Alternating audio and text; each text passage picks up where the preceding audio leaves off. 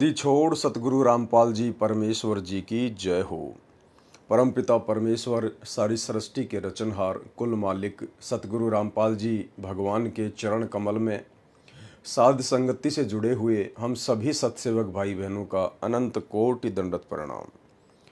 सत्साई भाई और बहनों, दया परमपिता परमेश्वर जी की, जिनके शुभ आशीर्वाद से, जिनकी विशेष रजा से, कृपा दृष्टि से, मेहर से आप और हम सभी साध संगति से जुड़े हुए सत्सेवक भाई बहन पूज्य गुरुदेव भगवान के तत्व ज्ञान को आधार बनाकर उनके सत भक्ति मार्ग पर मोक्ष प्राप्ति के लिए दृढ़ता के साथ निरंतर आगे बढ़ रहे हैं। भाई और बहनों, भक्ति और भगवान पुस्तक के ऊपर वीडियो बनाने की श्रृंखला जारी है और बीच में दो पुस्तकें और थी। शैतान बना भगवान, जो कि एक कृष्णदास नाम के गुरुद्रोही व्यक्ति के द्वारा प्रकाशित की गई थी। उसके ऊपर दो वीडियो गुरुदेव भगवान ने बनवाए। उसके बाद में गुरु महिमा के ऊपर अभी वर्तमान में जो वीडियो बनने जा रहा है, ये पुस्तक गांव डोबी, जिला हिसार, हरियाणा के कुछ भक्तों ने मिलकर अपने पूज्य गुरुदेव भगवान सतगुरु रामपाल जी परमेश्वर जी की महिमा में निकाली थी। और इस पुस्तक को प्रकाशित करने के बाद सतगुरु रामपाल जी परमेश्वर जी के कलयुगी परिवार में, उनके बेटा बेटी, भाई बंधु, रिश्तेदारों में, चंद कोऑर्डिनेटरों में खलबली मच गई, जिन लोगों ने संगत को मूर्ख बनाकर वर्तमान में जगह जगह सतलोक आश्रम खोलकर अपना धार्मिक धंधा सेट कर रखा है। इस पुस्तक के ऊपर पहला वीडियो बन चुका है, कर पहचान छुड़ावण आयो। इस पुस्तक का नाम है कर पहचान छुड़ावण आयो। ये परमेश्वर की आत्माओं ने मिलकर उनकी महिमा में बनाई है। इस पुस्तक को पढ़ने के बाद सतलोक आश्रम मैनेजमेंट हरियाणा वालों में खलबली मच गई और उन्होंने आनन फानन में एक पीला पर्चा गांव डोबी, जिला हिसार, हरियाणा के 12-13 भक्तों के खिलाफ निकाल दिया गया कि आप लोगों ने ये पुस्तक क्यों निकाली है, और संगत को भड़का दिया गया कि ये पुस्तक संत रामपाल जी के विरोध में निकाली गई है। और उन भक्तों को 1 महीने का टारगेट दिया गया कि 1 महीने के अंदर अंदर हमें जवाब दीजिए कि आप इस पुस्तक को बांटना बंद करेंगे या नहीं, या फिर हमें आप लोगों को गुरुद्रोही घोषित करना पड़ेगा। तो पुस्तक का एक पार्ट आप भाई बहनों को सुना दिया गया है और कितनी अच्छी महिमा उन परमेश्वर की विशेष आत्माओं के द्वारा गुरुदेव भगवान की गई है। भाई और बहनों, ये आपने देख लिया। यानी ये काल का भयंकर षड्यंत्र है, कलयुग की बिचली पीढ़ी है। हर प्रकार से काल भगत आत्माओं को तोड़ने का प्रयास करेगा। जो व्यक्ति गुरु महिमा करेगा, जो व्यक्ति गुरु को भगवान मानेगा, जो व्यक्ति ज्ञान को आधार बनाकर भक्ति करेगा, काल उसको हर प्रकार से परेशान करवाएगा। क्योंकि परमेश्वर जी की स्वयं की वाणी है कि जो मम संत सत शब्द दृढ़ावे, वाक्य संग सब राड बढ़ावे। परमेश्वर ने कहा था कि जो मेरा भगत, जो मेरा संत इस सत भक्ति के ऊपर लोगों को दृढ़ करेगा, उसके साथ जो काल के दूत होंगे, जो निकम्मी आत्माएं होंगी, वो उनके साथ अच्छे से पेश नहीं आएंगी। उनके साथ में राग द्वेष ईर्ष्या करेंगी, उनके साथ में मन मुटाव करेंगी। तो भाई और बहनों, सन 2014 के बाद का समय आप और हम भक्तों की परीक्षा का समय है और इस परीक्षा के समय में हम केवल अपने गुरुदेव भगवान के ज्ञान को आधार बनाकर ही सफल हो सकते हैं। गुरुदेव भगवान ने हमें जितने भी सत्संग दे दिए हैं, उन सत्संगों के आधार से इस वर्तमान समय में चलकर हम इस परमेश्वर की परीक्षा में सफलता प्राप्त कर सकते हैं। तो भाई और बहनों, ये पुस्तक आपके सामने है। आज हम इसके ऊपर दूसरा वीडियो बनाने जा रहे हैं और दास कल सतगुरु महिमा के अंतर्गत लाइव नहीं आ पाया था। रीज़न थोड़ी सी तबीयत ख़राब थी, सर्दी खांसी जुखाम बुखार, जो कि सीजनल फीवर चल रहा है आजकल। तो मुझे भी बड़ा दुख है कि मैं परमेश्वर की महिमा नहीं कर सका। वैसे तो पिछले 3 दिन से ही दास घर पर ही था, क्योंकि दास ने 2 वीडियो एक्स्ट्रा बना रखे थे। इसलिए वो वीडियो परमात्मा ने लाइव चलवा दिए, अन्यथा हमें 3 दिन का रेस्ट लेना पड़ता। तो आज कुछ परमेश्वर जी के आशीर्वाद से तबीयत में जो है सुधार है। तो अब हम गुरुदेव भगवान की महिमा करेंगे, और आज भी गुरुदेव भगवान की महिमा ज़्यादा तो नहीं हो पाएगी क्योंकि तबीयत अभी भी उतनी स्वस्थ नहीं है। तो जितनी हो जाए उतनी ठीक है परमेश्वर जी के आशीर्वाद से। तो अब हम आगे की वीडियो पे चलते हैं।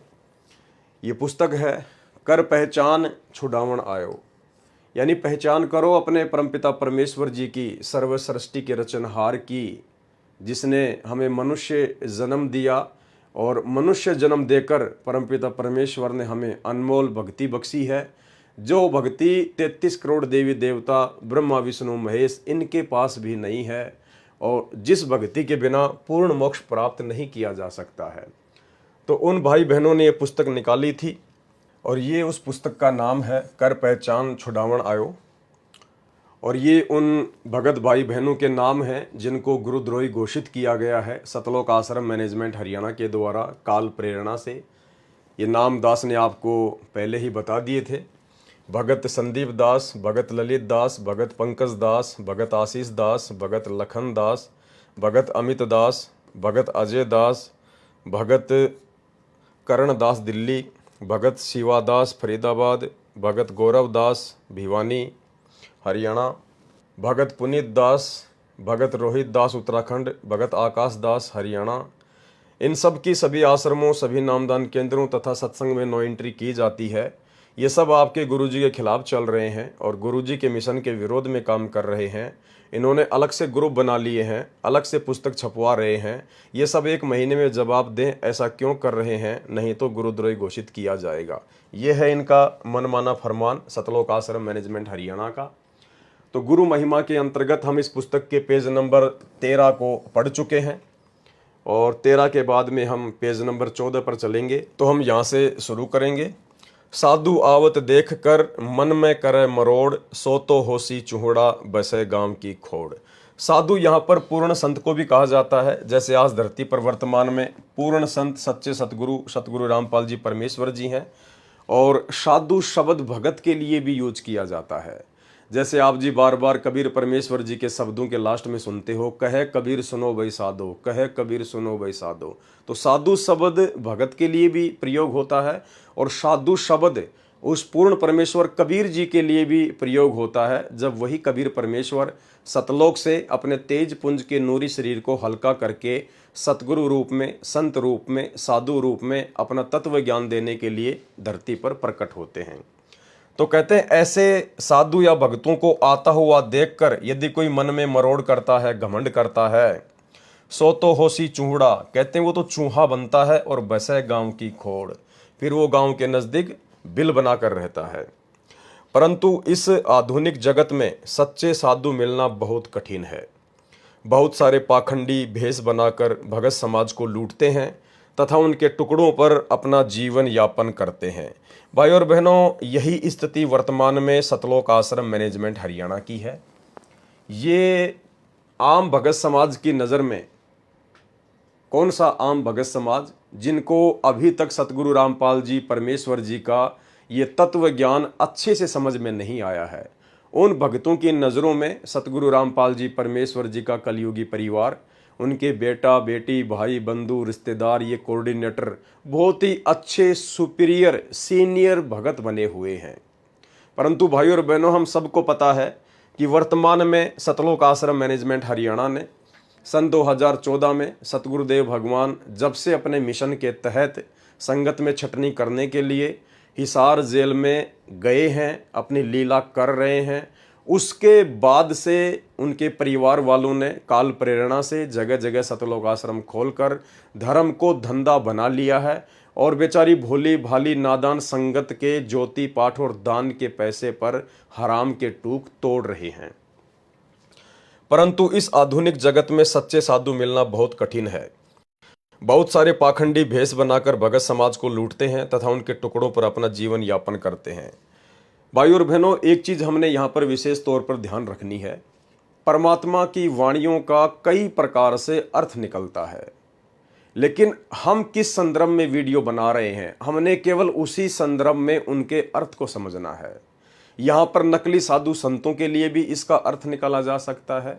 लेकिन हम यथार्थ 13वें कबीर पंथ से जुड़े हुए हैं और हमारे पंथ में कौन है वे लोग जो इस पंथ में गंदगी फैलाने का कुप्रयास कर रहे हैं, जो परमेश्वर की आत्माओं को भ्रमित करने का प्रयास कर रहे हैं। तो हमने केवल अपने भक्ति मार्ग के संदर्भ में, अपने आत्म कल्याण के संदर्भ में ही इन वाणियों का अर्थ निकाल के चलना है, तभी हम इनको समझ पाएंगे, हम सफल हो पाएंगे। क्योंकि अब हम सतगुरु रामपाल जी परमेश्वर जी की शरण में आ चुके हैं और हम जितने भी नकली साधु संत महात्मा हैं, हम उन सब के ज्ञान अज्ञान पाखंड से परिचित हो चुके हैं। हम उनके बहकावे में नहीं आने वाले हैं। परंतु अब कौन है जो हमें बहका सकता है, कौन है जो हमें भक्ति से विचलित कर सकता है? अब हमें यदि कोई भक्ति से विचलित करेगा तो हमारे ही पंथ में घुसकर, हमारी तरह भगत बनकर हमें काल प्रेरणा से डगमग करेगा। तो वो कौन है, उनकी पहचान सतगुरु रामपाल जी परमेश्वर जी के ज्ञान आधार से वर्तमान में हो चुकी है। वो काल प्रेरणा से वर्तमान में जो कार्य कर रहे हैं, स्वयं सतगुरु रामपाल जी परमेश्वर जी का कलयुगी परिवार है, उनके बेटा बेटी भाई बंधु रिश्तेदार हैं, जो आज काल प्रेरणा से और गुरु को मानुष मानकर अपने धार्मिक धंधे के लिए अपने स्वार्थों में लिप्त होकर माया की जकड़ में बुरी तरह से फंसकर अपने भी कर्म फोड़ रहे हैं और भगत समाज की भी दिन प्रतिदिन भक्ति विरुद्ध कर्म करवाकर मर्यादा तुड़वा रहे हैं। परंतु इस आधुनिक जगत में सच्चे साधु मिलना बहुत कठिन है। बहुत सारे पाखंडी भेष बनाकर भगत समाज को लूटते हैं तथा उनके टुकड़ों पर अपना जीवन यापन करते हैं। उन्हें भगवान और भक्ति से कोई मतलब नहीं है। सतलोक आश्रम मैनेजमेंट हरियाणा को, इन कोऑर्डिनेटरों को भक्ति और भगवान से कोई मतलब नहीं है, क्योंकि इनका मकसद केवल माया इकट्ठी करना है और मान बढ़ाई की भूख में अपने आप को संगत का सरदार समझना है। उन्हें भगवान और भक्ति से कोई मतलब नहीं होता है। वे चिकनी चुपड़ी बातों से भक्तों के सरल स्वभाव का आनंद उठाते हैं। साधु जन वाद विवाद में नहीं पड़ते और न ही किसी को कष्ट पहुंचाते हैं। उनका निजी कोई स्वार्थ नहीं होता है। साधु हमेशा परमार्थी होते हैं। साधु ऐसा चाहिए, दुखे दिखावे नाही, पान फूल छेड़े नहीं, बसे बगीचे माही। और साधु जन भक्ति के नाम पर आडंबर नहीं करते। वे तो परम तत्वों की भक्ति सूक्ष्म रूप में सहज मार्ग से किया करते हैं। वे इस प्रकार भक्ति करते हैं कि किसी को आभास भी नहीं होता कि वे भक्ति कर रहे हैं। श्वासों की माला पर हर पल परमात्मा का नाम लिया करते हैं और फूल पत्तियां तोड़कर किसी पूजा पाठ या आडंबर का हिस्सा नहीं बनते, नहीं ऐसी पूजा करने की प्रेरणा देते हैं। पान फूल छेड़े नहीं, बसे बगीची माही। फल प्रसाद व अन्य क्रिया तो सुमरन से बचने के लिए मन के किए गए खेल होते हैं, जिनमें ये मन हमेशा राजी रहता है। ठीक इसी प्रकार भाई और बहनों, वर्तमान में यही मन को खुश करने का खेल इन सतलोक आश्रमों में चल रहा है। भगत समाज वहाँ कोई सत्संग सुनने नहीं जाता है। भगत समाज वहाँ कोई भक्ति के लिए नहीं जाता है। भगत समाज वहाँ कोई साधु संगति के लिए नहीं जाता है। और ना ही गुरुदेव के कलयुगी परिवार के द्वारा इन लोगों को भक्ति का पाठ पढ़ाने के लिए बुलाया जाता है। इनको केवल माया चाहिए और संगत को चाहिए मनोरंजन, टाइम पास, कि काफ़ी दिन हो गए घर पर बैठे हैं, टाइम पास नहीं हो रहा, चलो धनाना आश्रम, चलो नेपाल के आश्रम में, चलो सोजत के आश्रम में, चलो इंदौर के आश्रम में, सिर्फ टाइम पास के लिए। और वहाँ जाने के बाद में आप सबको पता है भाई और बहनों, भगत समाज इधर उधर दौड़ता रहता है, भागता रहता है, घर विद की बातें करते हैं, राजनीति की बातें करते हैं, रिश्तेदारियाँ जोड़ते हैं। जब उनसे मन ऊब जाता है, उसके बाद इन आश्रमों में लहर तारा तालाब बना दिए गए हैं, जहाँ एक कमल के फूल पर एक नंगे बच्चे को लिटा दिया गया है, वो पानी में घूमता रहता है नाव की तरह। भगत समाज देखकर बड़ा प्रसन्न होता है, सेल्फियाँ लेता है, फ़ोटो खींचता है। जब उससे मन भर जाता है तो थोड़ा और आगे चलते हैं। वहाँ पर एक गाय खड़ी कर दी गई है, गाय के नीचे एक छोटा सा बच्चा खड़ा कर दिया गया है मिट्टी का, और भगत समाज उसको देखने लग जाता है। उससे मन भर गया तो फिर कबीर जी की झोपड़ी बना रखी है, आगे कबीर जी कपड़ा बुन रहे हैं, पीछे मिट्टी का पहाड़ है, भगत उसको देखने चले जाते हैं। उससे मन भर जाए तो फिर पार्क वारक में घूम लो, इधर उधर की बातें कर लो। केवल मनोरंजन काल का यही षड्यंत्र है कि ये जीव भक्ति ना कर ले, सुमरण मर्यादा में रह के ना कर ले, अपने आत्म कल्याण के लिए बैठकर विचार चिंतन मनन मंथन ना कर ले, केवल बकवाद में फंसा रहे। इसलिए यहाँ कहा गया है कि ये सब मन की बकवाद हैं।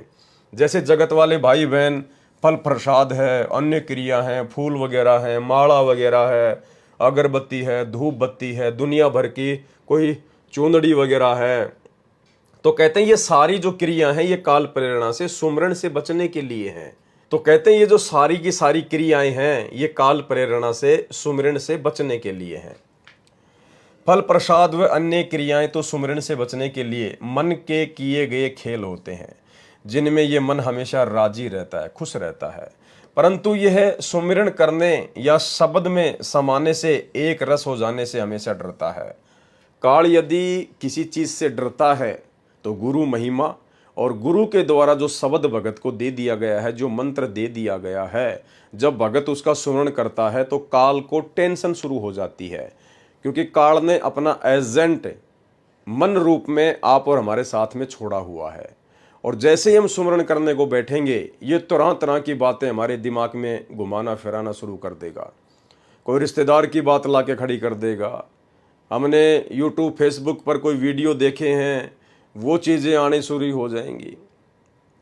और जैसे ही हम लोग सुमरण करने बैठेंगे तो ये मन एक्टिव हो जाता है काल प्रेरणा से और हमारे को भटकाने का ये प्रयास करता है, क्योंकि जीव सुमरण ना कर ले, भक्ति धन इकट्ठा ना कर ले, इसको सबसे ज़्यादा डर लगता है। क्योंकि इसे इस बात का बोध है कि यदि सुमरण में समा गया तो तेरा वजूद खत्म हो जाएगा। ये अपनी मौत से भयभीत है, इसलिए ढोंग दिखावे की साधना करके फल फूल पत्तियां तोड़कर प्रसाद आदि में स्वयं को खुश रखता है और जीव को भी भ्रम में डाले रहता है। लेकिन साधु जन तो उत्तम साधना के मालिक होते हैं, वे शब्द रस भोगी होते हैं। दास गरीब शब्द रस भोगी, वे तो शब्द रस भोगी होते हैं और झूठी साधनाओं का खंडन करते हैं। कबीर साहिब जी एक शब्द के माध्यम से जीवन को चेताते हुए कहते हैं, मेरे साधु भाई सहज समाधि भली। कौन सी सहज समाधि? जो सहज भक्ति सतगुरु रामपाल जी परमेश्वर जी ने हमें बता दी है वो है सहज समाधि। जब से दया हुई सतगुरु की सूरत अगम को चली, जब से सतगुरु रामपाल जी परमेश्वर जी की दया हुई, उन्होंने नाम दीक्षा दी, अपने ज्ञान से परिचित करवाया, तब से हमारी सूरत, हमारी आत्मा अगम को चली, यानी सतलोक की ओर चली। जहां जहां जाऊं सोई परिक्रमा, खाऊं पीऊं सो पूजा, ग्रह उद्यान एक कर देखूं, भाव मिटाऊं दूजा। यानी भगत का फिर इन नश्वर चीजों से, जो काल के लोक में जो नश्वर चीजें हैं, फिर इनसे भगत का मन धीरे धीरे हटने लग जाता है।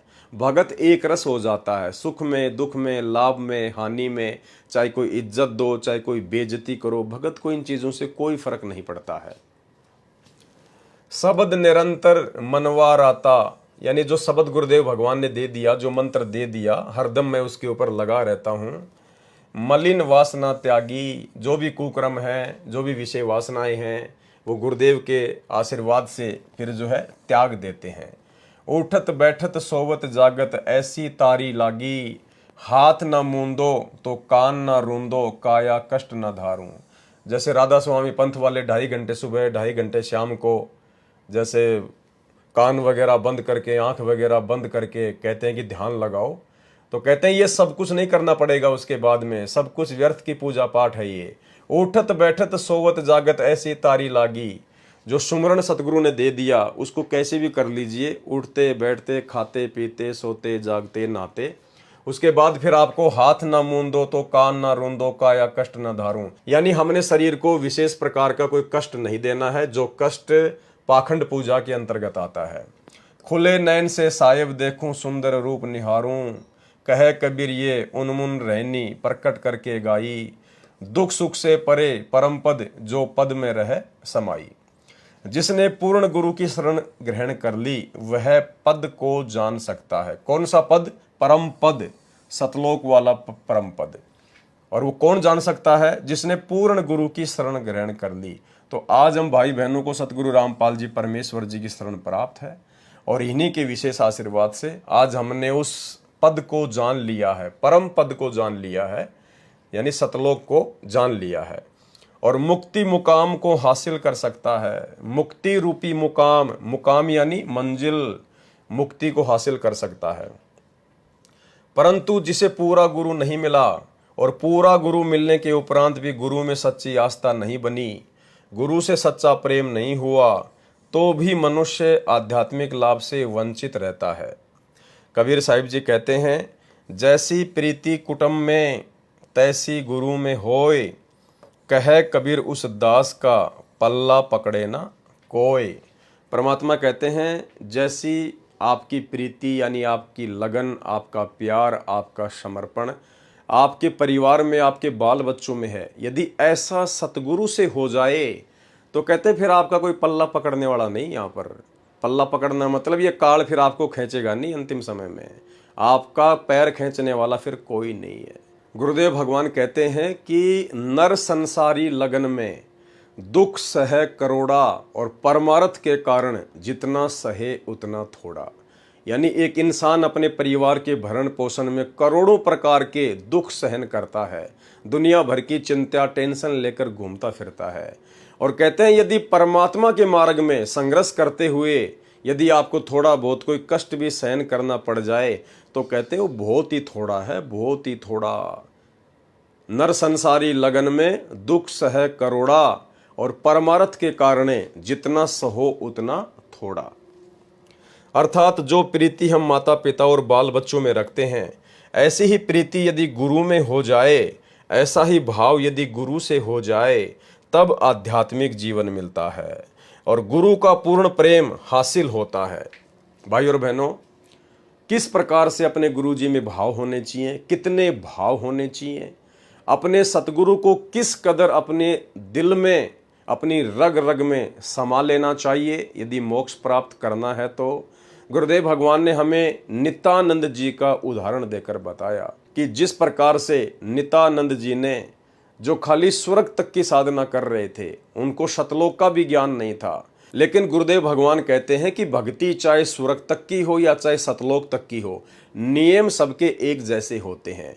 तो नित्यानंद जी ने किस प्रकार से अपने गुरुदेव भगवान को विशेष महत्व दिया, विशेष भाव से देखा, कहते हैं वही भाव हमने असली बेगमपुर यानी सतलोक में जाने के लिए अपने गुरुदेव भगवान के प्रति पैदा करने पड़ेंगे। सुनिए। शब्द से न सतगुरु की पहचानी, पाया अटल सुहागरे, नित्यानंद महबूब गुमानी, परगट पूर्ण भागरे, परगट पूर्ण भागरे। देखो अपने गुरु के प्रति कितना लगाव दिखाया है। नित्यानंद के गुरु जी थे गुमानी दास वैष्णव। देखो बच्चों, खेल चाहे डिस्ट्रिक्ट स्तर का लेवल का है, चाहे राष्ट्रीय स्तर का, चाहे अंतरराष्ट्रीय स्तर का, उनके नियम एक जैसे होते, लेकिन लाभ न्यारा न्यारा। इसी प्रकार ये वैष्णव साधु थे, गुमानी दास थी, और ये गुरु पद पर, सही गुरु पद पर थे विष्णु जी के, क्योंकि सुखदेव ऋषि स्वर्ग से आकर इनको मिला था, इनको विष्णु जी का पाठ पढ़ाया, और हमारे को सतलोक से स्वयं परमात्मा हमारे गुरुदेव गरीबदास जी को मिले, उनको सतलोक का पाठ पढ़ाया। और वो परंपरा हमारे पास है, विष्णु वाली परंपरा नित्यानंद जी के पास थी। अब उसको इतना ही ज्ञान था, उसके ऊपर कुर्बान होगा, उस सत्र का लाभ उसने जरूर मिला होगा। तो अब हमारी आंख खुल गई कि इतना कुछ किया उस महापुरुष ने, और बात वही की वही रहेगी। अपनी किस्मत सराहो ही बात। गरीब सतगुरु के सजदा करूं, कर्म छुटाए कोट, जो ऐसे सतगुरु की निंदा करे यम तोड़ेंगे होठ। तो बच्चों क्या कहता है नित्यानंद जी, नित्यानंद महबूब गुमानी। महबूब सबसे प्रियतम, सबसे प्रिय आइटम मेरे गुरुदेव महबूब मुझे मिले।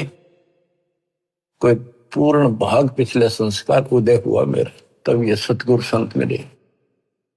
बच्चों, ये निष्कर्ष निकाला जा रहा है दात मार्ग का।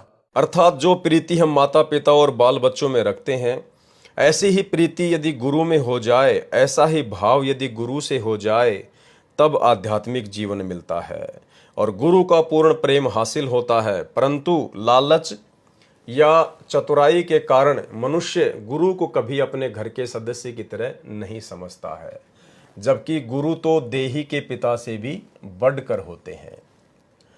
कुछ चतुर लोग सतगुरु से भी मान सम्मान की आशा करते हैं और चाहते हैं कि सभी के सामने गुरु उनका नाम लेकर पुकारे, उनकी पीठ थपथपाए।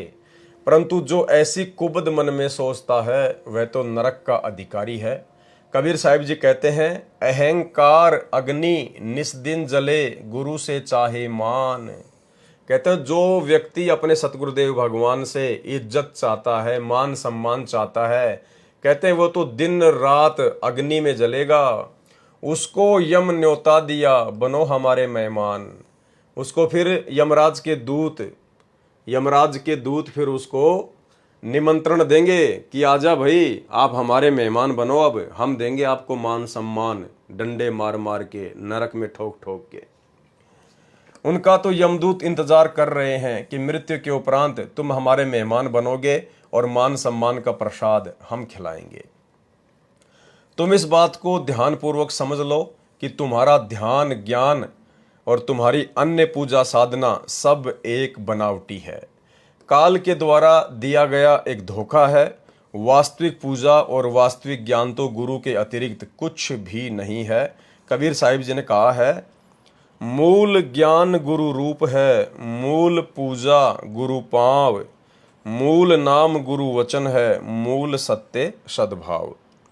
तुम सच्चे भाव से गुरु की भक्ति में लग जाओ, गुरु के ऊपर न्योछावर हो जाओ और गुरु को ही परमात्मा समझकर उनसे प्यार करो, गुरु को ही परमात्मा समझकर उनसे प्रेम करो। ये भक्ति का मूल मंत्र है।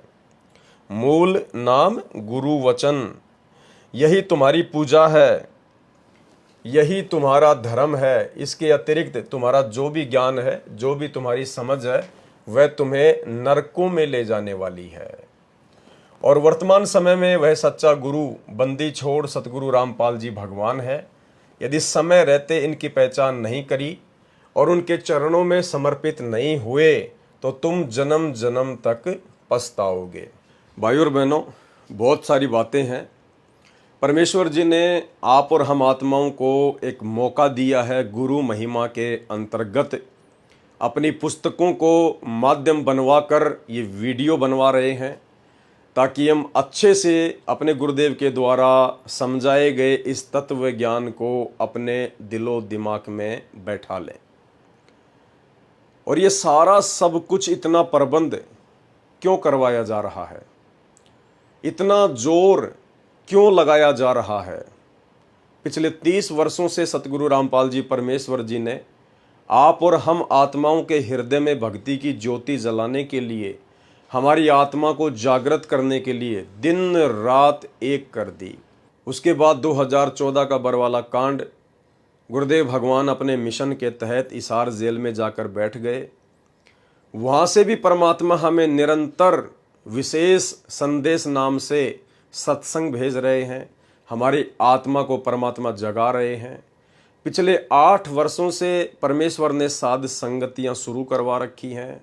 परमेश्वर को एक सेकंड का चैन नहीं कि कहीं ये आत्मा काल के रंग में दोबारा से ना रंगी जाए।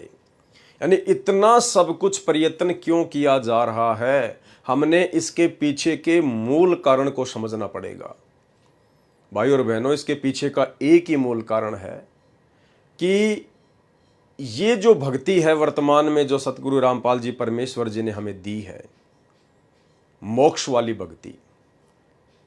भाई और बहनों, इस भक्ति मार्ग में मोक्ष केवल सतगुरु रामपाल जी परमेश्वर जी के धरती पर रहते सहते ही प्राप्त किया जा सकता है, या फिर सतगुरु रामपाल जी परमेश्वर जी ने इस पृथ्वी लोक को छोड़ने से पहले, यानी जितने समय के लिए परमात्मा सतगुरु रूप में आप और हमें ज्ञान समझाने के लिए आए हैं, जिस दिन सतगुरु रामपाल जी परमेश्वर अपने सतलोक को प्रस्थान कर जाएंगे, उसके बाद किसी का मोक्ष नहीं होगा, पूर्ण मोक्ष नहीं होगा, सतलोक नहीं जा पाएगा। अर्थात यदि हम सतगुरु रामपाल जी परमेश्वर जी से उपदेश ले लेते हैं, उनसे सारे मंत्र प्राप्त कर लेते हैं और आजीवन उनकी मर्यादा में रहते हैं, और गुरुदेव भगवान के रहते सहते यदि हमारा शरीर छूट जाता है तो हम सतलोक जाएंगे, परमात्मा हमें शब्द रूप में सतलोक छोड़कर आएंगे। दूसरी वो आत्माएं पूर्ण मोक्ष प्राप्त कर सकती हैं जिन आत्माओं ने गुरुदेव भगवान के रहते सहते उनसे उपदेश प्राप्त कर लिया, सारे मंत्र प्राप्त कर लिए।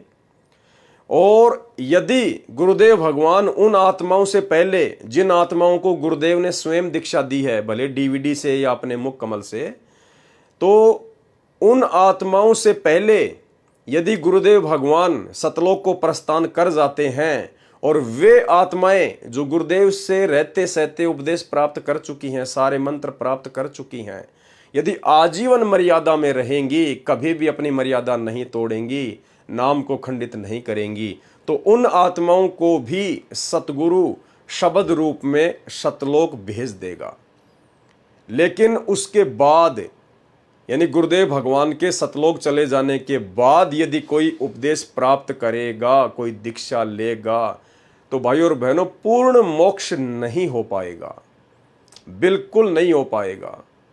इसलिए परमात्मा इतना जोर लगा रहे हैं। और परमात्मा सत्संगों में हमारे को बीच बीच में संकेत भी कर देते हैं कि बच्चों, जब तक ये दास है तब तक तुम्हारा मोक्ष है, उसके बाद में मोक्ष की उम्मीद मत करना।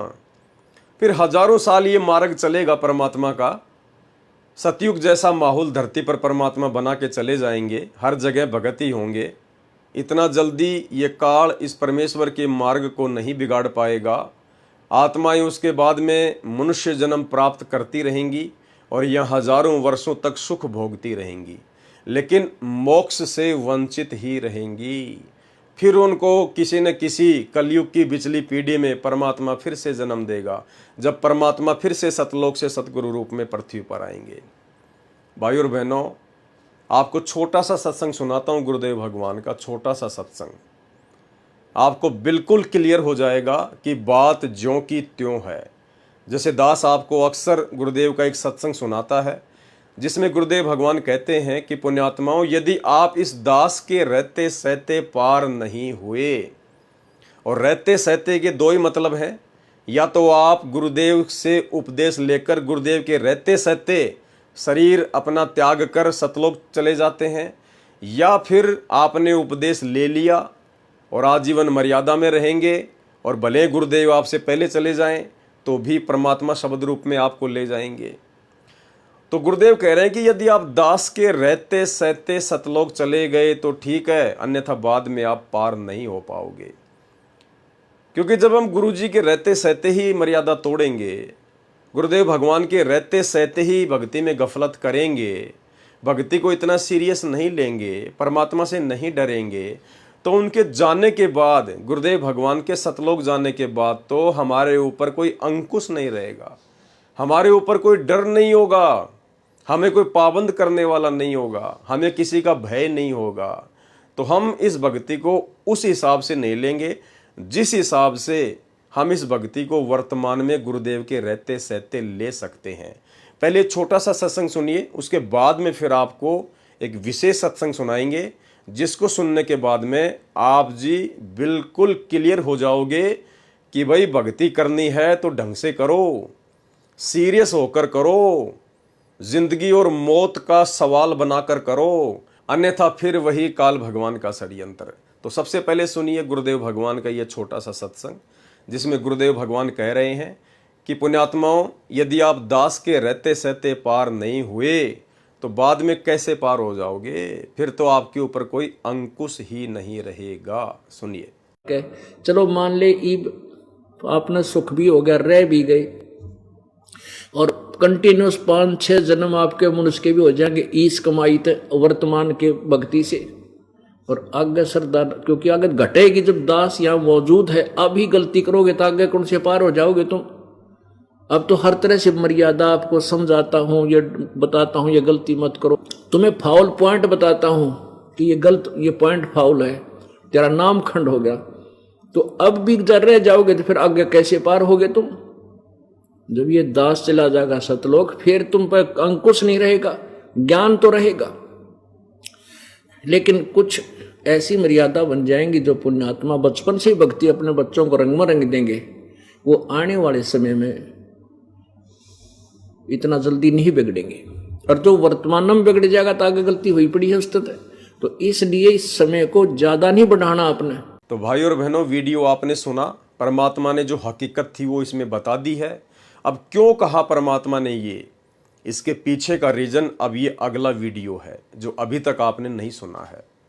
इस अगले वीडियो में गुरुदेव भगवान स्पष्ट तौर पर कह रहे हैं, क्योंकि भाई और बहनों, परमात्मा कहते हैं कि शब्द सैन सतगुरु की पहचान है, वो पावे अटल सुहागरे। जो भगत अपने गुरुदेव के सत्संगों में छुपे हुए संकेतों को पहचानने लग जाएगा, वही भक्ति मार्ग पर दृढ़ होकर भक्ति कर सकता है, सीरियस होकर भक्ति कर सकता है। तो परमेश्वर ने ऐसा ही संकेत दे दिया, और हम इसको संकेत भी नहीं कह सकते, स्पष्ट तौर पर कह सकते हैं कि परमात्मा ने खुल्लम खुल्ला बोल दिया है। अब भाई जिसकी जितनी बुद्धि उतना ही समाए, उसका बुरा मत मानियो, बेचारा अधिक कहाँ से लाए। तो इस सत्संग में गुरुदेव भगवान कह रहे हैं कि ना तो ये सतभक्ति इस दास से पहले थी।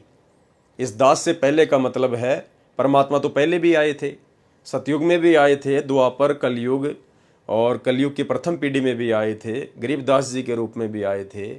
फिर गुरुदेव क्यों कह रहे हैं कि इस दास से पहले ये भक्ति नहीं थी।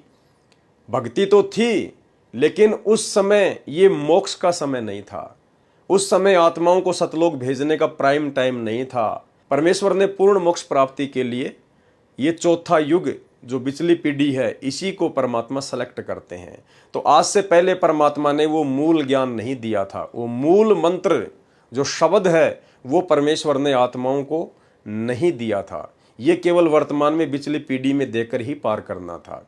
तो गुरुदेव भगवान कह रहे हैं कि ना ही तो ये सतभक्ति इस दास से पहले थी, और जब ये दास सतलोक चला जाएगा तो ये भक्ति समाप्त हो जाएगी। भाई और बहनों, ये कोई सामान्य शब्द नहीं है। अगर ये शब्द आपके समझ में आ गए तो आपका कलेजा फट जाएगा, कलेजा, कि भाई ये तो जिंदगी और मौत का सवाल है, ये कोई नॉर्मल समय नहीं चल रहा है। परमात्मा सतलोक से उतरा हुआ है, हम आत्माओं को लेने के लिए आया हुआ है, हमारा परम सौभाग्य है। अन्यथा ये ऋषि मुनि संत महात्मा सतयुग से लेकर द्वापर के अंत तक जंगलों में जा जाके तपस्या कर करके शरीर को गला गला के मर गए, उनको भगवान की छाया के दर्शन भी नहीं हुए। तो परमेश्वर कह रहे हैं कि इस दास के सतलोक जाने के बाद ये भक्ति समाप्त हो जाएगी। भाई और बहनों, जब तक गुरुदेव भगवान हैं तब तक भक्ति है, तब तक मोक्ष प्राप्त कर सकते हैं। अन्यथा ये ज्ञान, ये भक्ति, ये आरतियां, ये मार्ग तो कई हजार साल तक चलेगा परमात्मा का, लेकिन मोक्ष नहीं हो पाएगा। तो गुरुदेव भगवान कह रहे हैं कि इस दास से पहले ये भक्ति नहीं थी, और इस दास के जाने के बाद ये भक्ति समाप्त हो जाएगी। पहले सुनिए सत्संग। मात पिता मिल जाएंगे, मात पिता मिल जाएंगे, 184 माही, ये सतगुरु सेवा और ये भक्ति भाई फेर मिलन की नाही। इससे पहले नहीं थी यह भक्ति, और इस दास के बाद यह भक्ति समाप्त हो जाएगी। अब तो चलेगी कुछ वर्षों तक, फिर कलयुग तो बहुत लंबा चौड़ा विशेष है, उसमें ये नहीं रहेगी लास्ट में। भाई और बहनों, वीडियो आपने सुन लिया। हाथ कंगन को आरसी क्या, पढ़े लिखे को फारसी क्या। अब इसके उल्टे सीधे अर्थ निकालने वाले निकालते रहेंगे। कुछ लोग कहेंगे भाई गुरुजी कह रहे हैं कि भाई चलेगी, हजारों साल चलेगी, हजारों साल चलेगी। हजारों साल तक भक्ति चलेगी, हजारों साल तक परमात्मा का मार्ग चलेगा, लेकिन उन हजारों वर्षों में पूर्ण मोक्ष प्राप्त किसी को नहीं हो पाएगा। भाई परमात्मा के चले जाने के बाद भक्ति समाप्त हो जाएगी, इसका मतलब क्या है? अरे परमात्मा कोई मरता है क्या जो परमात्मा के जाने के बाद भक्ति समाप्त हो जाएगी? भाई परमात्मा के चले जाने का मतलब क्या है कि शरीर रूप में जो परमेश्वर सतलोक से आए हुए हैं हमें भक्ति देने के लिए, जब परमात्मा इस संत रूप को छोड़कर त्याग कर या सशरीर जैसे भी हैं धरती से चले जाएंगे, उसके बाद में फिर मोक्ष प्राप्ति की उम्मीद मत करना। ये मार्ग तो चलेगा परमात्मा का, हजारों साल चलेगा, परमात्मा ऐसा माहौल बना के चले जाएंगे, लेकिन फिर मोक्ष प्राप्त नहीं हो पाएगा भाई और बहनों। अन्यथा परमात्मा को धरती पर आने की जरूरत क्या थी? ये काम तो परमात्मा सतलोक में बैठा बैठा भी कर सकता है, क्योंकि समर्थ तो उसी को कहते हैं जो कुछ भी कर दे, कहीं से भी कर दे। तो भाई जिस प्रकार परमात्मा ने सतलोक में बैठे बैठे हम असंख्य आत्माओं को इस काल की जेल में भेज दिया, तो क्या वो परमात्मा सतलोक में बैठा बैठा हम आत्माओं को आज वापस सतलोक में नहीं ले सकता था? क्यों आना पड़ा परमात्मा को? क्योंकि परमेश्वर स्वयं आकर ही आत्माओं को लेकर जाते हैं। इसलिए भाई और बहनों, ये परमात्मा तो हमेशा रहता है, ये तो सदा ही रहता है। फिर कलयुग के एंड में भी भक्ति समाप्त क्यों होगी? अगर कोई ये कहे कि भाई ये तो कलयुग के एंड में समाप्त होगी, तो कलयुग के एंड में भक्ति समाप्त क्यों होगी? क्या कलयुग के एंड में ये परमात्मा क्या मर जाता है क्या? क्या परमात्मा का नाश हो जाता है कलयुग के एंड में? तो भाई संकेतों को समझो। परमात्मा ने स्पष्ट कह दिया है कि ना ये भक्ति दास से पहले थी और ना ये भक्ति दास के जाने के बाद रहेगी। यानी मोक्ष नहीं होगा, बाकी मार्ग परमात्मा का हजारों साल तक चलेगा भाई और बहनों। इसीलिए परमात्मा ने पहले वाली वीडियो में कहा था, जो आपने सुना, कि यदि तुम दास के रहते सहते पार नहीं हो पाए तो फिर दास के जाने के बाद तुम बिल्कुल भी पार नहीं हो पाओगे।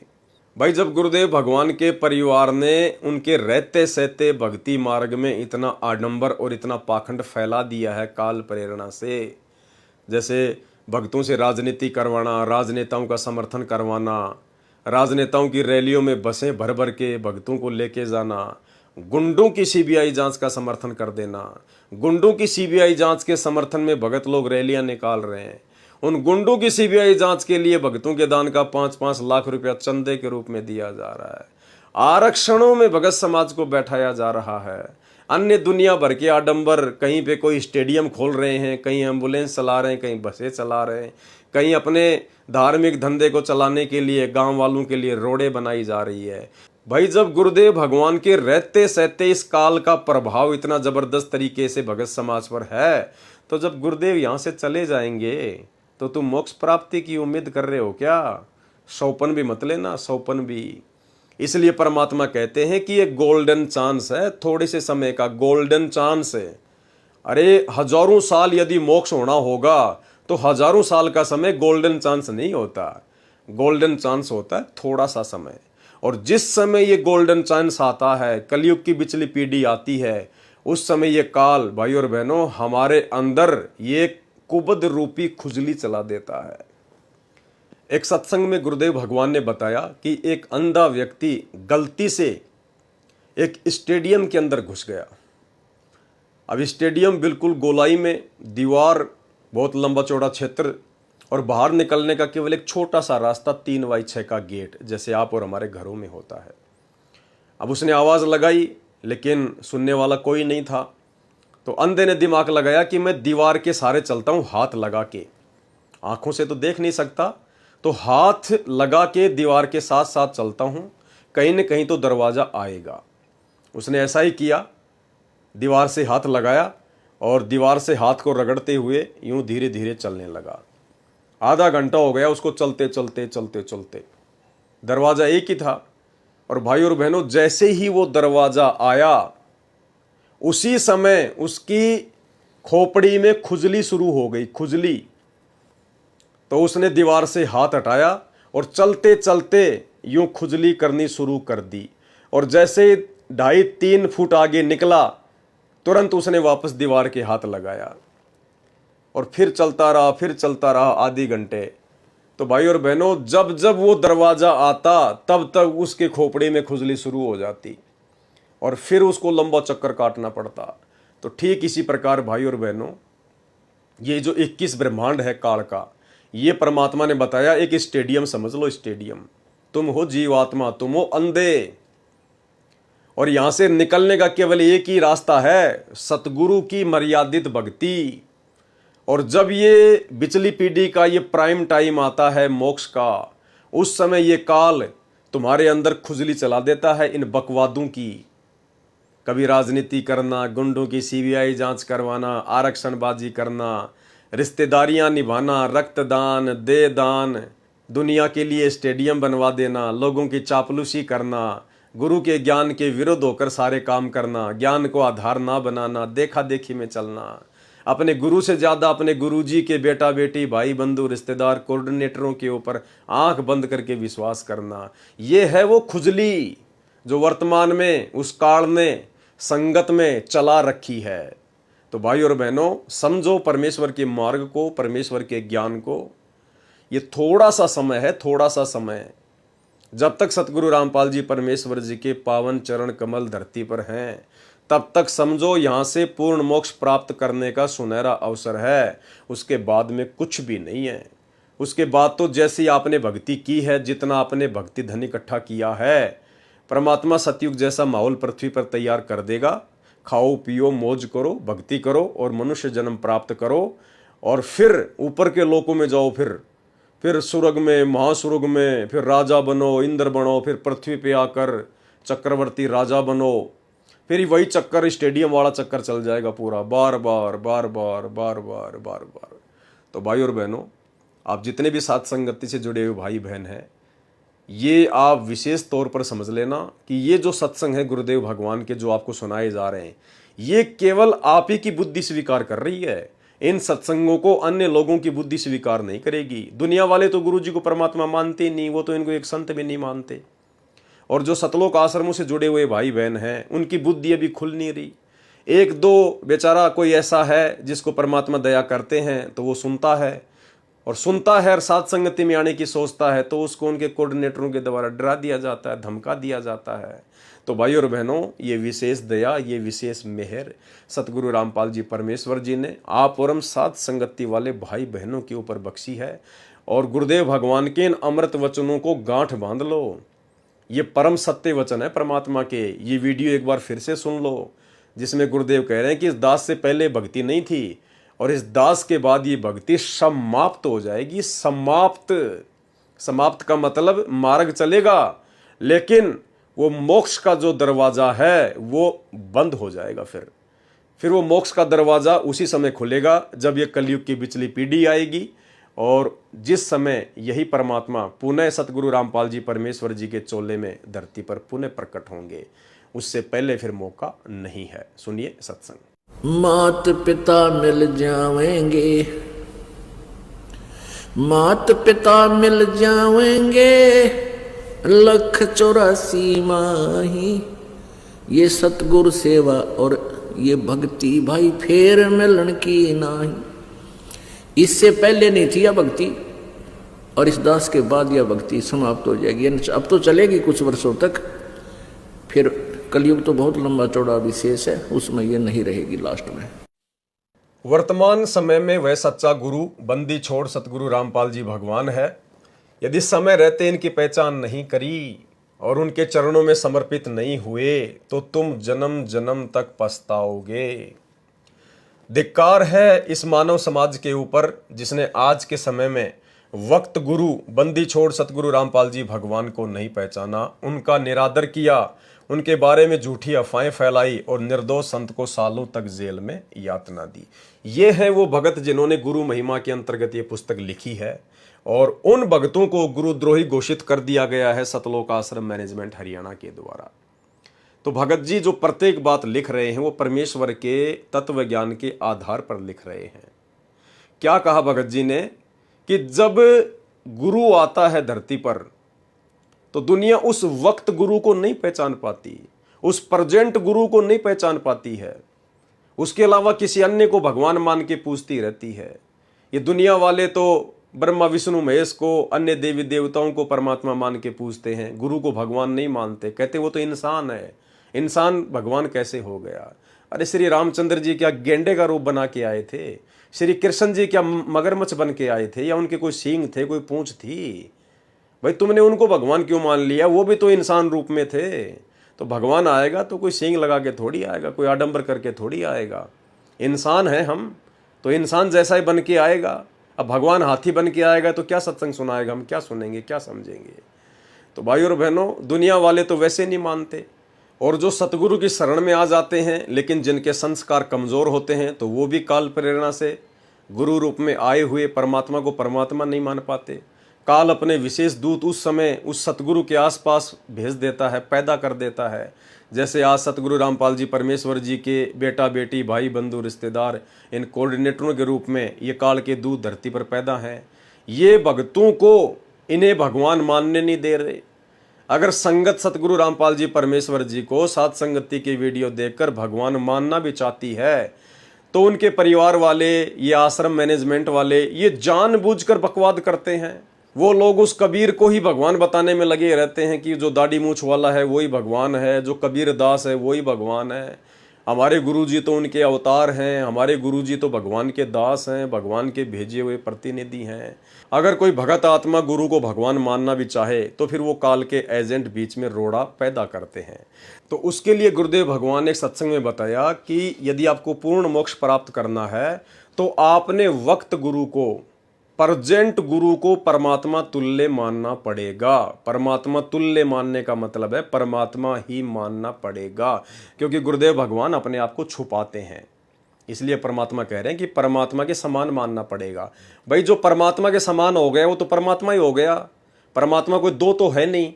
तो यहाँ गुरुदेव के संकेत को समझो कि परमात्मा के समान मानना पड़ेगा, यानी परमात्मा ही मानना पड़ेगा, क्योंकि परमात्मा के समान कोई दूसरा नहीं होता। परमात्मा एक ही है पूरी सृष्टि का, उसके समान यदि कोई हो गया तो फिर वो भी फिर परमात्मा हो गया। तो समझिए परमात्मा के संकेत को गुरुदेव भगवान अपने आप को छुपाते हैं। लेकिन शब्दों पे ध्यान दो कि जब तक आप वक्त गुरु को, यानी प्रजेंट गुरु को, तो वर्तमान में हमारे वक्त गुरु कौन है? सतगुरु रामपाल जी परमेश्वर जी हैं, ये प्रजेंट गुरु हैं। जब तक हम इनको भगवान नहीं मानेंगे, कबीर साहब नहीं मानेंगे, तब तक हम मोक्ष के अधिकारी नहीं बन सकते। सुनिए। तो ये शिक्षा इसलिए आवश्यक थी कि हम अपने भगवान को पहचान लेंगे और सदग्रंथों को आंखें देख लेंगे। तो 600 वर्ष पहले आकर परमात्मा 64 लाख को की बैटरी चार्ज करके चले गए। वो पार तो नहीं हुए, ना होने थे, क्योंकि जब तक हम प्रेजेंट गुरु को परमात्मा तुल्य मान कर उसके प्रति व्यवहार नहीं करेंगे, हम पार नहीं हो सकते। चाहे कितनी भक्ति कर लें, भक्ति अलग चीज है, वो आपको मिल जाएगी, लेकिन पार होने के लिए आपको प्रेजेंट गुरु को परमात्मा तुल्य मानना होगा।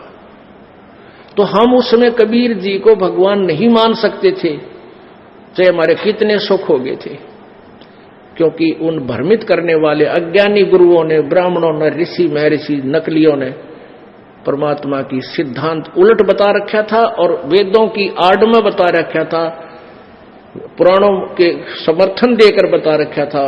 और वो संस्कृत के ज्ञाता थे, सब ग्रंथ संस्कृत में लिपिबद्ध थे। कबीर परमेश्वर जी को वो कहते थे वो तो अशिक्षित है, उसने इसको वेदों का ज्ञान, पुराणों का और गीता का ज्ञान नहीं हो सकता। तो इसलिए हम उस समय के जो साधक थे ये बात सच्ची मान लिया करते कि कबीर जी अनपढ़ हैं, ये वेद व्याद तो जानते नहीं, पर हमारा काम खूब चल रहा है, इनकी आशीर्वाद हमें लाभ जरूर हो रहा है। हम इतने थे, और वो दयालु महिमा के भूखे नहीं है।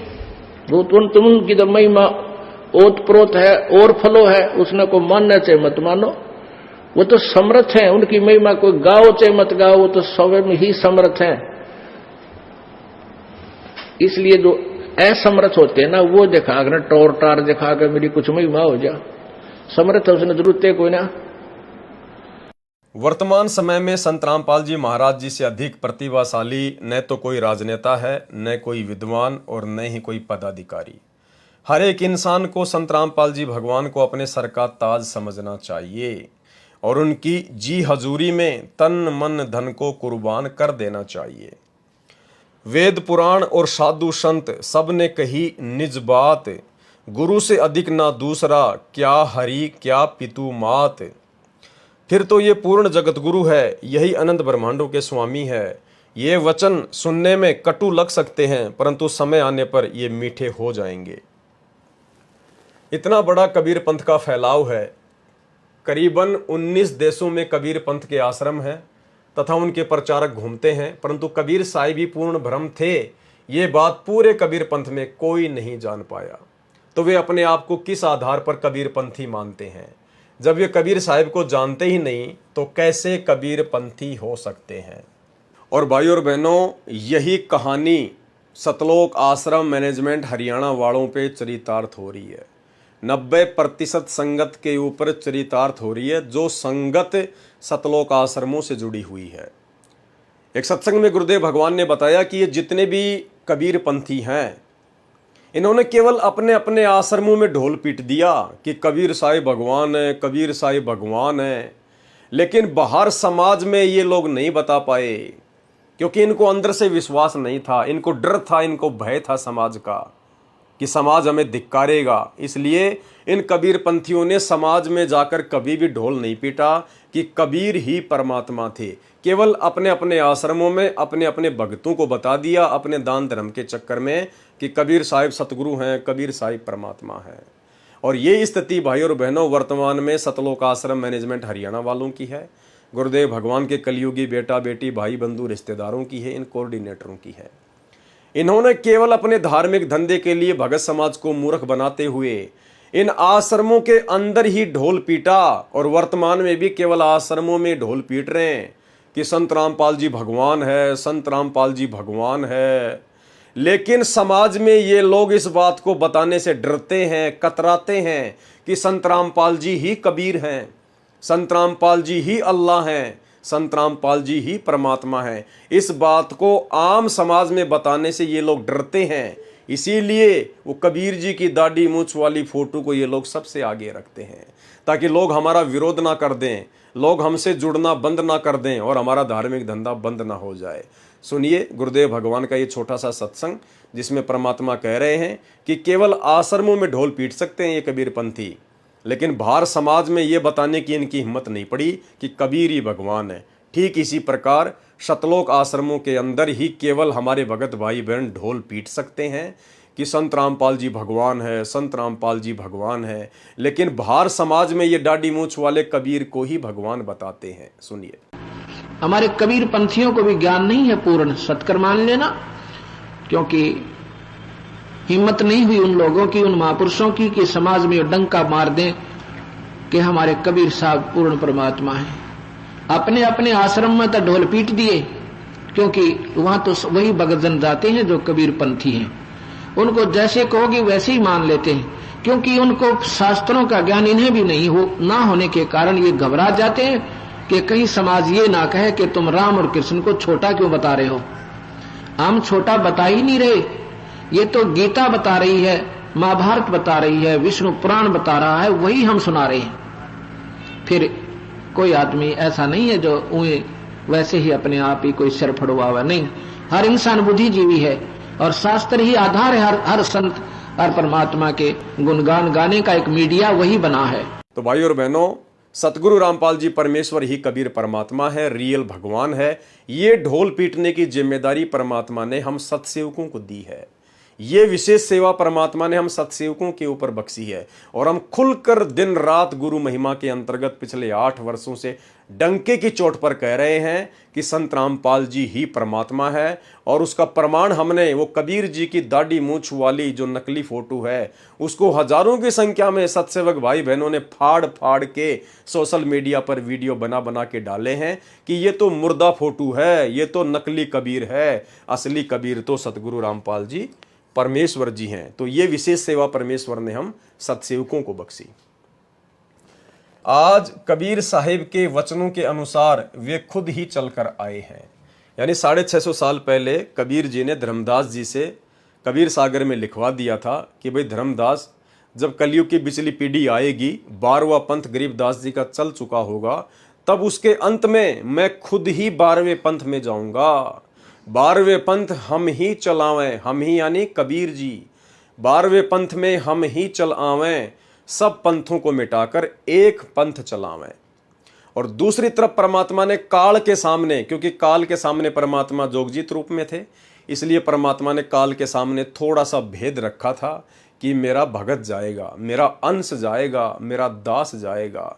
और उसके बाद परमात्मा ने स्पष्ट भी कर दिया था कि काल के सामने यदि परमात्मा खुल के कह दे कि मैं जाऊंगा तो उसका कलेजा फट जाता। इसलिए परमात्मा ने काल के सामने अपने आप को छुपाया कि मेरा दास जाएगा। लेकिन हकीकत जो बात थी वो धर्मदास जी को बता दी थी कि धर्मदास, उस कलयुग की बिचली पीढ़ी में मैं खुद ही जाऊंगा, क्योंकि समर्थ का काम उसी को साजे और करे तो मूर्ख बाजे। सुनिए वीडियो। तो उस 12वें पंथ में मैं आऊंगा स्वयं, और फिर सभी पंथों को खत्म करके एक पंथ बनाऊंगा, और सारी सृष्टि मेरा ही नाम लेगी। तेरे 42 वंश क्या सारी सृष्टि न पार करूंगा धर्मदास, इन 42 की चिंता छोड़ तू। तब उसका दिल डटा था, और काल के सामने परमात्मा ने थोड़ा सा भेद रखा कि मैं अपना अंश भेजूंगा। आज कबीर साहिब के वचनों के अनुसार वे खुद ही चल कर आए हैं, जिन्होंने समस्त कबीर पंथ के ज्ञान को उजागर किया है और समस्त धार्मिक ग्रंथों को सही रूप में समझाया है। वेद, शास्त्र और अन्य ग्रंथों को आम जनता सदियों से पढ़ती आ रही है, लेकिन किसी ने भी उनका सही अर्थ नहीं समझा। फिर भी यदि उन्हें नहीं समझ पाओगे, यदि नहीं जान पाओगे, तो आप जैसा मूर्ख कोई नहीं। अगर इतने सारे प्रमाण देने के बाद में वेदों में, गीता में, कुरान में, पुराण में कि कबीर ही भगवान है, और वो कबीर वर्तमान में है कौन, है कहाँ, यदि कोई ये समझे कि वो कबीर सतलोक में बैठा है तो हमारे किस काम का। सतलोक में तो वो निर्गुण रूप में बैठा है। सतलोक में बैठ के तो कबीर परमात्मा केवल कर्मा अनुसार ही जीव को दे सकता है, अन्य एक्स्ट्रा लाभ नहीं दे सकता, भक्ति नहीं दे सकता। और यदि कोई ये समझता है कि वो दाढ़ी मूछ वाली जो फोटो है कबीर दास जी की, वो कबीर भगवान है, तो भाई वो फोटो ना चलती, ना बोलती, ना आपको नाम दे सकती, ना उपदेश दे सकती, ना ज्ञान दे सकती, ना आपका मोक्ष कर सकती। वो फोटो भी किसी काम की नहीं है, वो तो मुर्दा है, निर्जीव है, कागज का टुकड़ा है। तो भाई और बहनों, फिर कबीर कहाँ है? कबीर के बिना मोक्ष हो नहीं सकता। तो फिर संत रामपाल जी कौन है? ये है वो असली कबीर, जो सतलोक में निर्गुण रूप में बैठकर सबको कर्मा अनुसार देता है।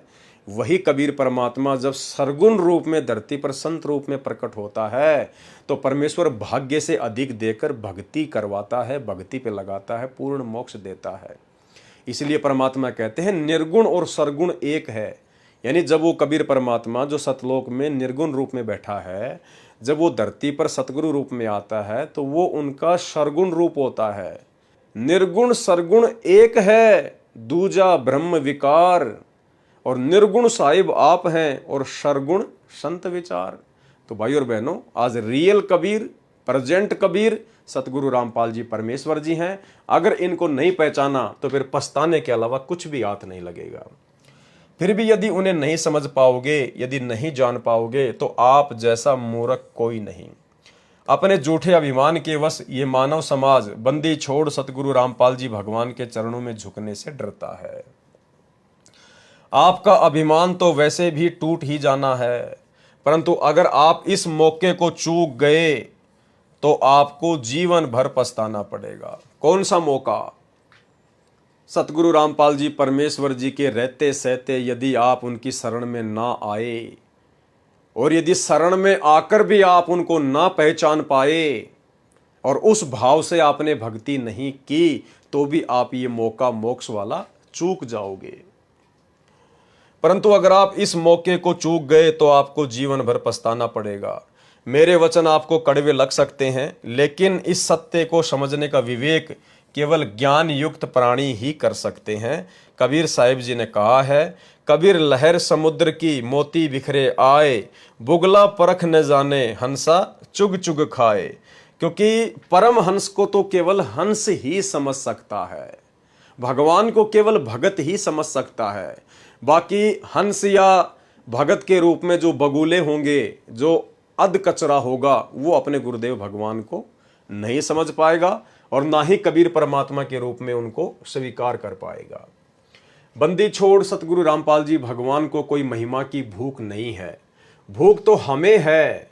हम जन्मों जन्मों से प्यासे हैं, हमने वह परमानंद का अमृत नहीं पिया, और वह अमृत बंदी छोड़ सतगुरु रामपाल जी भगवान के अतिरिक्त कोई नहीं पिला सकता। वह अमृत गगन गुफा में छुपा हुआ है। वर्तमान में जिसका भेद सिर्फ सतगुरु रामपाल जी भगवान ही जानते हैं, उस अमृत के विषय में गोरखनाथ जी ने कहा है, भंवर गुफा पर औंदा कुआ तहां अमृत का वासा, सुगरा होवे भर भर पीवे नुगरा जावे प्यासा। नुगरा यानी जिसने गुरु नहीं बनाया, गुरु बनाया तो नकली बनाया, अगर गुरु असली बनाया तो फिर गुरु को समझ नहीं पाया। कहते हैं वो नुगरा व्यक्ति उस अमृत पान का आनंद नहीं उठा पाएगा। सुगरा यानी जिसने सतगुरु बना लिया और सतगुरु को कबीर परमात्मा के रूप में जान लिया, कहते हैं वही उस अमृत का पान कर सकता है। जो किसी और को भी गुरु बनाए हुए हैं, वह भी वर्तमान में नुगरों की तरह ही प्यासे रह जाएंगे। तुम किसी परिवार या किसी के मित्र के कहने से शर्म मानते हो और बंदी छोड़ सतगुरु रामपाल जी भगवान की शरण ग्रहण नहीं करते हो, तो तुम अपनी आत्मा के दुश्मन हो। ये लोग तो इस जन्म में मिले हैं और मृत्यु के बाद नहीं मिल पाएंगे। फिर किस मुंह से इन लोगों के शर्म मान रहे हो? क्यों नहीं उस आत्मा के पिता के सामने झुक जाते? परमात्मा कहते हैं, लोक लाज ना कीजिए, निर्भय हो रहिए, और जय मन चावे राम को तो दासा तन धरिए। फिर गुरुदेव भगवान कहते हैं कि कुल करने के कारणे हंसा गया बिगोय। हंसा यानी भगत, बिगोय यानी रह गया, पीछे रह गया, डूब गया। कुल करने के कारणे, समाज की लोकलाज में आकर, कुल करनी के कारणे हंसा गया बिगोय। भाई फिर यो कुल के कर लेगा जब तू चार पाया का होए।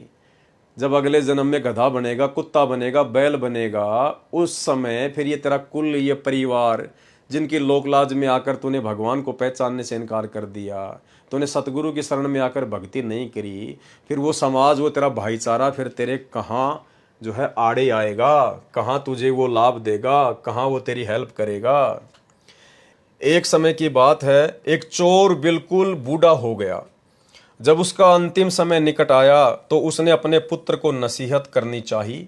अपने पुत्र को पास बुलाकर उसने कहा, बेटा मेरा अब आखिरी समय आ गया है, तू मेरी बात कान खोलकर सुन ले। चोरी हमारा खानदानी काम है, परंतु इसके कुछ नियम है। मैं तुझे नियम समझा देता हूँ, उन नियमों का पालन करेगा तो तू एक कुशल चोर बन जाएगा। सबसे पहले चोरी का पहला नियम है कि चोरी करते ही जो भी धन हाथ लगे उसे अपने पास मत रखना। चोरी का माल तुम्हारे पास से बरामद नहीं होना चाहिए, उसे कहीं छुपा देना। जब किसी को तुम्हारे ऊपर कोई शक ना हो तो धन को निकाल लेना और खर्च कर लेना। चोरी का दूसरा नियम है कि पकड़े जाने पर किसी भी कीमत पर गुनाह स्वीकार मत करना, क्योंकि यदि तुमने गुनाह स्वीकार कर लिया तो तुझे फांसी हो जाएगी। परंतु यदि कुछ प्रताड़ना सहन करके तुम जिंदा बच गए तो जिंदगी में सब कुछ है और तुम धन को फिर से कमा लोगे। तीसरा और अंतिम नियम ध्यान पूर्वक सुन। तू किसी संत महात्मा के चक्कर में मत पड़ना। तब उस चोर के लड़के ने पूछा, पिताजी इसका कारण क्या है? चोर ने मन में सोचा कि यदि ये संत महात्मा के चक्कर में पड़ गया तो ये सुधर जाएगा और चोरी छोड़ देगा, और चोरी से ही पालन पोषण होता है, हमारा खानदानी काम है, ये भूखा मर जाएगा। उसने कारण बताने से इनकार किया, पर कहा मेरा ये वचन याद रखना, तू किसी संत महात्मा के सत्संग में मत जाना। इतना कहते ही चोर का शरीर छूट गया। लड़के ने अपने पिता का क्रियाक्रम करने के उपरांत ये मन में विचार किया कि छोटी मोटी चोरी करने से भला क्या लाभ, क्यों नहीं राजा के महल में सेंध लगाई जाए। जवान खून था, मन में जोश था, राजा के महल में सेंध लगाकर घुस गया तथा रानी के जेवरात चुरा लिए। जब सुरंग से भागने लगा तो किसी सिपाही ने देख लिया। 2 सिपाही उसके पीछे लग गए। वह डर के मारे भागता रहा, पीछे देखता रहा कि राजा के सिपाही उसके पीछे ही आ रहे हैं। उसने सामने देखा एक सराय में यानी धर्मशाला में काफी भीड़ लगी हुई थी। वह दौड़कर उस भीड़ में घुस गया।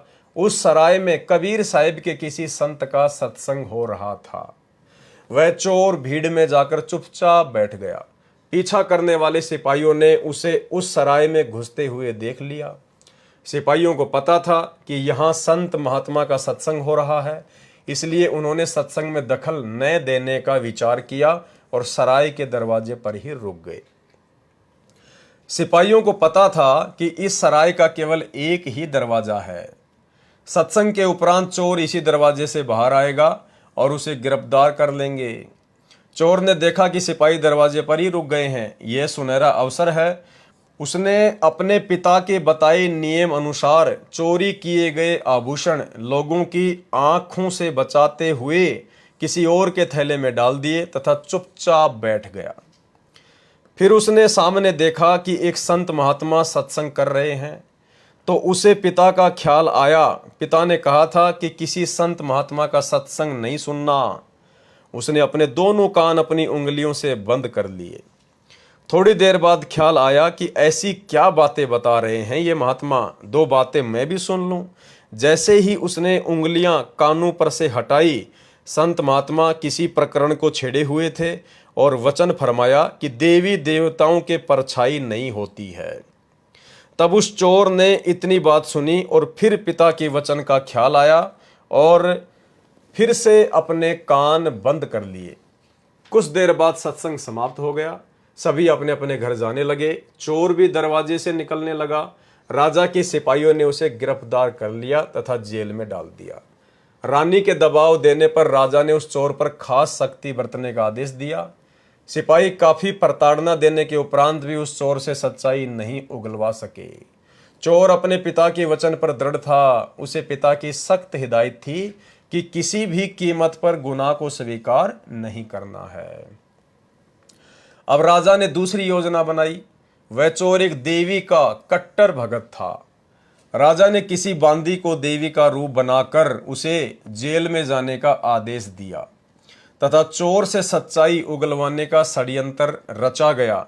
जैसे ही वह बांदी देवी का रूप बनाकर उस जेल में प्रवेश हुई, तो वह चोर अपनी इष्ट देवी को देखकर जोर जोर से विलाप करने लगा और अपनी देवी के सामने नतमस्तक हो गया और कहने लगा, हे देवी माता, आप मुझ पापी को कैसे दर्शन देने आ गई?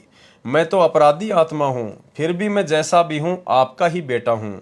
हे माँ, मुझ पर दया करो। तब वह देवी बोली, पुत्र, मैं तुम्हारे लिए ही आई हूँ। वैसे तो मैं सच्चाई को जानती हूँ, परंतु मैं एक बार तुम्हारे मुख से सुनना चाहती हूँ कि यह चोरी तुमने की है या नहीं। मैं कल सुबह तुम्हें आजाद कर दूंगी। अब वह चोर अपनी कुल देवी के सामने तो झूठ नहीं बोल सकता था। वह सच बताने ही वाला था कि इतने में उसने देखा कि जेल में जल रही एक मसाल की रोशनी से उसे देवी की परछाई जमीन पर पड़ती दिखाई दी। उसे उस संत महात्मा का वचन याद आया कि देवी देवताओं की परछाई नहीं होती। वह तुरंत समझ गया कि यह कोई देवी नहीं, यह तो एक षड्यंत्र है मुझसे सच उगलवाने के लिए। अब षड्यंत्र के बारे में पता होने के बाद वह और भी जोर से विलाप करने लगा। वह भी आडंबर करने लगा कि हे देवी, मैं तो आपका परम भगत हूँ और आप तो जानती हैं मैंने कभी चोरी नहीं की, मैं कोई पाप नहीं करता। न जाने ये सिपाही मुझे यहाँ क्यों पकड़ लाए।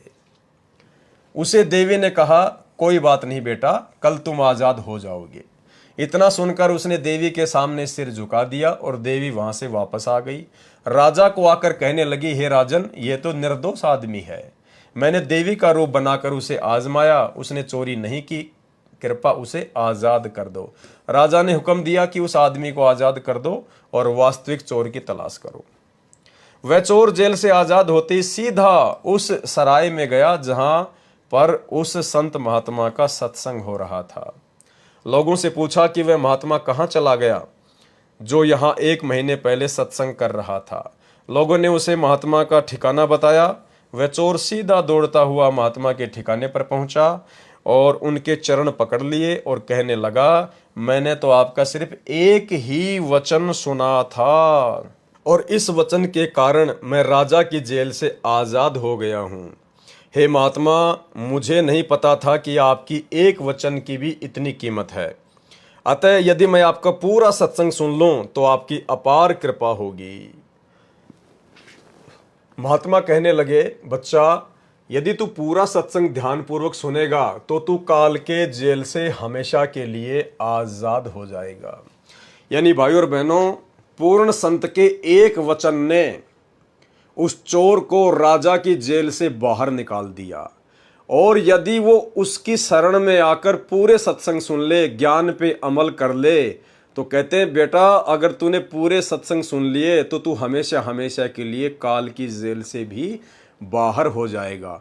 और ये सौभाग्य भाई और बहनों, आप और हमें वर्तमान में सतगुरु रामपाल जी परमेश्वर जी के द्वारा प्राप्त है। और ऐसे स्थान पर चला जाएगा जहां किसी चीज का अभाव नहीं है। फिर तुम्हें चोरी करने की कोई आवश्यकता नहीं पड़ेगी। मैं भी तुमसे यही आग्रह करता हूं कि संत रामपाल जी महाराज जी के एक एक वचन की कीमत समझो, क्योंकि संत महात्मा यदि किसी को हंसी मजाक में भी कोई वचन कह दे तो भी उस जीव का उद्धार हो जाता है। गुरुदेव भगवान कहते हैं, साधु बोले सहज स्वभाव और साधु का बोला मिथ्या ना जाए। साधु संत महात्मा जो पूर्ण होता है, यदि वो कुछ भी कहे अपने मुख से तो उसे आम वचन ना समझना। पूर्ण परमेश्वर सतगुरु रामपाल जी परमेश्वर जी के मुख कमल से निकला गया कोई भी शब्द, कोई भी वचन, कोई भी सेंटेंस निष्प्रयोजन नहीं होता है। भले वे सत्संग में कहें, भले वे सत्संग के अलावा कहें, उसका एक गहरा अर्थ होता है।